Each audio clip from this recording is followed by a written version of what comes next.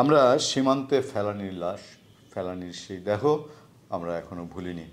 আপনাদের সবারই মনে আছে, অনেকেরই মনে আছে সেই ফেলানির কথা। শুধু ফেলানি নয়, এই স্বাধীনতা পরবর্তী ভারত বাংলার সীমান্তে কত প্রাণ গেছে এবং বিএসএফের গুলিতে কতজনের প্রাণ অহেতুক গেছে। কখনো তাদেরকে গরু চোরাকারবারি বলা হয়েছে, কখনো অনুপ্রবেশকারী বলা হয়েছে। এরকম একটা পরিস্থিতিতে নানান সময় নানান রকম কথা বলা হয়েছে। ভারত বাংলাদেশ সীমান্তে এই প্রাণহানির ঘটনা বন্ধের জন্য নানান পতাকা মিটিং, স্বরাষ্ট্র পর্যায়ে মন্ত্রী পর্যায়ের মিটিং, ইভেন প্রধানমন্ত্রী বা রাষ্ট্রপতি পর্যায়ের মিটিং, এরকম অনেক কিছুই হয়েছে। আদতে ফলাফল কি হয়েছে? কেন আজ প্রসঙ্গটি আসছে স্বরাষ্ট্র উপদেষ্টা ব্রিগেডিয়ার অবসরপ্রাপ্ত সাখাওয়াত হোসেনের, সাখাওয়াত হোসেনের তার একটি কথা থেকে, যেখানে আমরা পত্রপত্রিকা হেডলাইন দেখছি, সীমান্তে পিঠ দেখাবেন না বিজিবির উদ্দেশ্যে স্বরাষ্ট্র উপদেষ্টা গত কয়েকদিন ধরেই তার কথাবার্তায় বেশ আলোচিত, নানান কারণেই, কারো মাধ্যমে সমালোচিত। সেটা তার আওয়ামী লীগ নিয়ে কিছু কথাবার্তা করেন। আমরা অন্য একটি কন্টেন্ট এটা নিয়ে আপনাদের সঙ্গে আলোচনা করবো। এর মধ্যে আপনারা জেনে গেছেন বিষয়গুলো। তারপরে আমাদের যে অবজারভেশন আমরা তুলে ধরবো। রিপোর্টে আছে, দেশের সীমান্তে ঢুকে মানুষ মারলেও পতাকা বৈঠক করে বলা হতো সব ঠিক হয়ে গেছে। এ কথা উল্লেখ করে স্বরাষ্ট্র উপদেষ্টা ব্রিগেডিয়ার জেনারেল অবসরপ্রাপ্ত সাখাওয়াত হোসেন বলেছেন, সেই দিন শেষ হয়ে গেছে। আমরা আশায় থাকতে চাই, দেখতে চাই সীমান্তে আর একটিও যেন বাংলাদেশি মানুষের প্রাণহানি না ঘটে।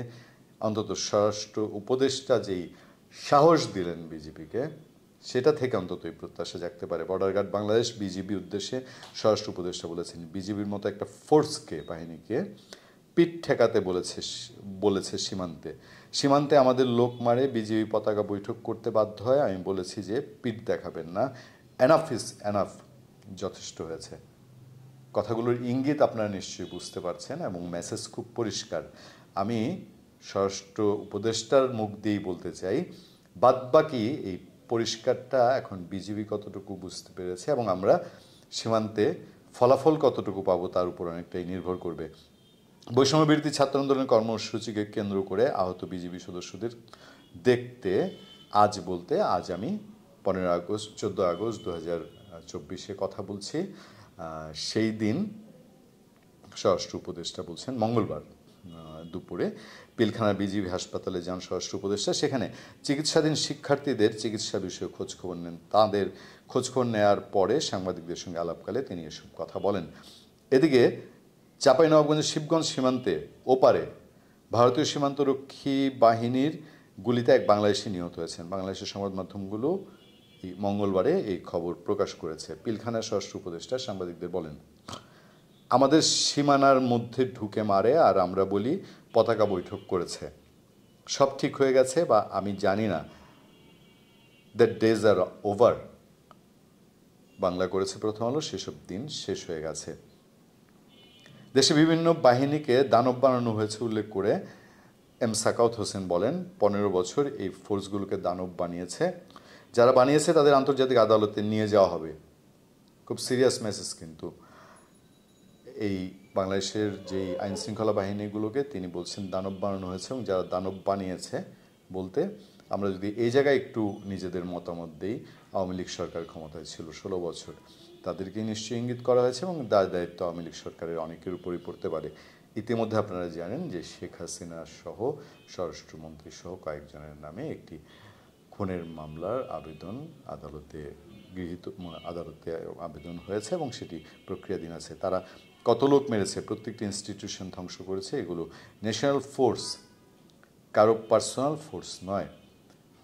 পুলিশ বাহিনী প্রসঙ্গেও স্বরাষ্ট্রমন্ত্রী কথা বলেছেন। তিনি বলেছেন, পুলিশ খুবই অনুতপ্ত। এখানে আসার সময় দেখলাম পুলিশের সঙ্গে ছাত্ররা কাজ করছে। এটা ঠিক যে রাস্তায় আমরা এই মঙ্গলবার থেকে পুলিশ দেখছি এবং তারা কিছুটা অন্তত ঝেড়ে আসার, যে অন্তত যে ওই যে এক পুলিশ অফিসার গাড়িতে গুলি রেখে পালিয়ে গেলেন ছাত্রদের দেখে, হ্যাঁ, তাও আবার 2 ছাত্রকে গাড়ির মধ্যে আহত করে। তো এটা তো একটা তাদের মধ্যে একটা আতঙ্ক এবং একটা তাদের মনোবল কোন জায়গায় গিয়েছিল বুঝতে পারি। সেই জায়গাটা কাটিয়ে ওঠার যে পুলিশ চেষ্টা করছে, এটা মঙ্গলবার থেকে দেখা যাচ্ছে তারা অন্তত পথে নেমেছেন। এবং আমরা সবসময় বলি যে বাংলাদেশে কেন, পৃথিবীর যে কোনো দেশে পুলিশ ফোর্স অ্যাক্টিভ না থাকলে আইন শৃঙ্খলা রক্ষা করা খুব মুশকিল। আমরা যারা পাড়া মহল্লার অলিতে গলিতে বসবাস করি তারা গত কয়েকদিন কি কাটিয়েছি দিবস রজনী, এটা ঢাকায় যারা থাকেন তারা খুব ভালো জানেন, চট্টগ্রামের মানুষও জানেন কখন এই ডাকাতের উৎপাত, কখন কি নারী পুরুষ শিশুসহ রাত বিরাতে পাহারা দিতে হয়েছে। পুলিশ থাকলে কি সেটা লাগে? সুতরাং পুলিশের প্রয়োজনীয়তা একেবারে অস্বীকার করার, মানে যে করবে সে বোকার সাগরে বাস করে। তিনি 15 আগস্ট নিয়েও বলেছেন যে এই ছুটি বাতিল নিয়ে কোনো সিদ্ধান্ত হয়নি, এটা নিয়ে বসার কথা। নিরাপত্তা ব্যবস্থা বিষয়ে তিনি বলেন আমরা সব ধরনের নিরাপত্তা ব্যবস্থা গ্রহণ করব, পুলিশ থাকবে, বিজিবি র্যাব থাকবে, হয়তো সেনাবাহিনীও থাকবে। যদিও সেনাপ্রধান বলেছেন যে পুলিশ যখন এই টিবলি মাঠে কাজ করবে না তখন তারা ব্যারেকে ফিরে যাবেন। আমি স্বরাষ্ট্রমন্ত্রী আর কথার বিস্তারিত যেতে চাই না, তিনি আর অনেক বিষয়ে কথা বলেছেন।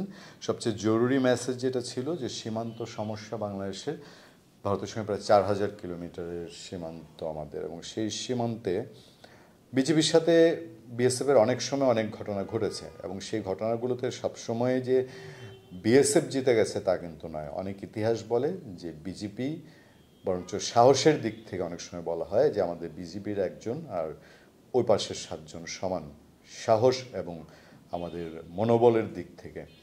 সেই জায়গা থেকে স্বরাষ্ট্র উপদেষ্টা যেই মনোবল দিলেন বিজেপিকে, এটার ফলাফল দেখার আমরা অপেক্ষায় থাকব। ধন্যবাদ সবাইকে, ভালো থাকবেন, সুস্থ থাকবেন। সত্য, করুণা এবং সহনশীলতার সাথে আপনাদের সাথে সবসময় আছি আমি আতিক রহমান, পূর্ণিয়া।